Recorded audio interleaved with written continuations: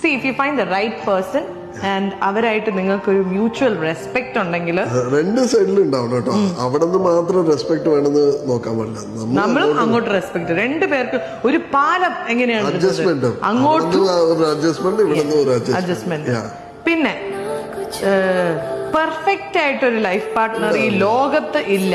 ഞാൻ പെർഫെക്റ്റ് അല്ലാന്ന് ഞാൻ വേണമെങ്കിൽ ഇവിടെ എഴുതി ഒപ്പിട്ടുതരാം. ശ്രീനിയും പെർഫെക്റ്റ് അല്ല. ഈ ചെറിയ ചെറിയ ഇംപെർഫെക്ഷൻസിനെ നമ്മൾ എന്ന് ലവ് ചെയ്യാൻ തുടങ്ങുന്നു, അക്സെപ്റ്റ് ചെയ്യാൻ തുടങ്ങുന്നു, അന്നാണ് നമ്മളുടെ ലൈഫ് ബ്യൂട്ടിഫുൾ ആവുക.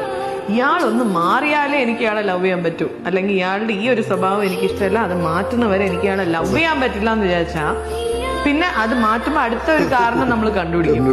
അപ്പൊ നമ്മൾ മനസ്സിലാക്കേണ്ടത് this is A life partner. അതെ, വേറെ വേറെ ഫാമിലി, വേറെ വേറെ ബാക്ക്ഗ്രൗണ്ട്സ്, വേറെ വേറെ അപ്ബ്രിങ്ങിങ്, വേറെ വേറെ സിറ്റുവേഷൻ, എൻവയറമെന്റിൽ നിന്നാണ് ഇവർ ഒരുമിച്ച് വന്നിരിക്കുന്നത്.